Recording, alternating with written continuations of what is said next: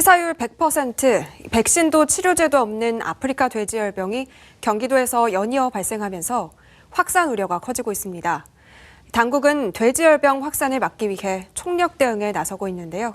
경기 언론인클럽 이재규 사무처장과 자세한 얘기 나눠보겠습니다. 어서 오세요. 안녕하세요. 네. 먼저 파주에서 첫 신고가 들어온 게 언제였습니까? 예, 지난 16일 오후였습니다. 파주에 있는 한 돼지 농장 주인이 2, 3일 전부터 사료를 먹는 양이 줄어들고 고열이 발생한 어미돼지 5마리가 폐사하자 경기도 축산방역당국에 신고를 했습니다. 네. 이후 농림축산식품부는 돼지 이동을 막고 곧바로 정밀 검사에 들어갔는데요. 다음 날인 17일 돼지 열병 확진 판정을 받아서 이 농장과 인근에서 가족이 기르던 돼지 4,000마리를 모두 매몰 처분했습니다. 네. 17일 오후엔 이곳에서 50km 떨어진 연천에서 어미돼지 1마리가 또 폐사를 했는데요. 18일 확정 판정을 받아서 인근 농가 돼지를 포함 모두 4,700마리를 역시 매몰 처분했습니다. 그리고 20일 오전 파주에 있는 농장 두 곳에서 또다시 의심 신고가 접수됐습니다. 네. 이렇게 연이은 확진에 정부는 총력 방어를 하고 있다고요? 네, 정부는 돼지열병 확산을 방지하기 위해서 방역팀을 긴급 투입한 뒤에 돼지열병이 발생한 파주와 연천, 그리고 포천, 동두천, 김포, 철원을 중점 관리 지역으로 지정했고요. 3주 동안 돼지 출하를 금지키로 했고요. 도축도 지정된 장도에서만 하기로 했습니다. 네. 그런데 감염 경로에 대해서 현재까지 밝혀진 게 있습니까? 예, 정부가 역학조사에 나섰지만 정확한 유입 경로는 아직 파악하지 못한 상태입니다. 네. 아프리카 돼지열병의 주요 감염 원인은 남은 음식물을 돼지에게 사료로 줬거나 농장주가 바이러스가 발생한 외국을 여행했거나 감염된 야생 멧돼지와 접촉했거나 바이러스에 감염된 곤충에 물렸을 때입니다.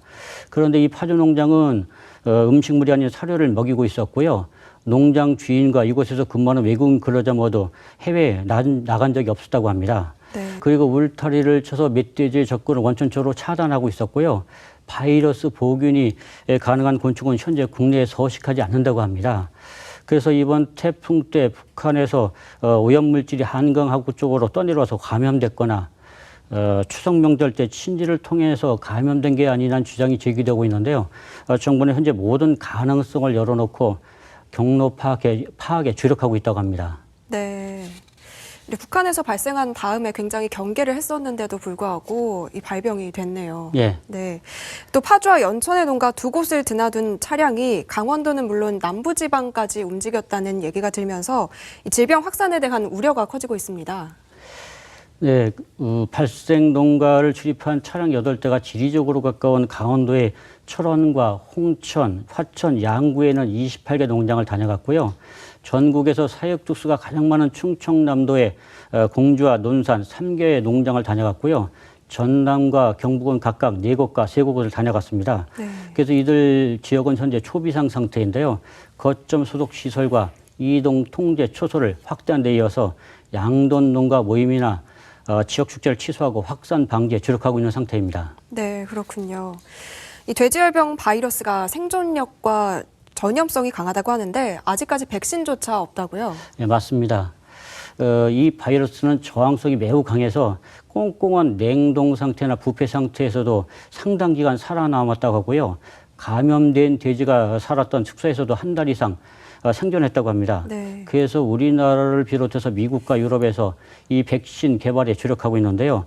바이러스가 너무 커서 다루기도 어렵고 네. 허파의 특정 면역 세포에서만 자라기 때문에 아직 개발에 성공하지 못했다고 합니다. 네, 그렇군요. 그런데 원래 아프리카 풍토병이었던 이 돼지열병이 어떻게 아시아로 넘어오게 된 겁니까? 네, 100년 전쯤인 1921년 케냐에서 처음 발병한 뒤에 아프리카 전역으로 전파됐는데요.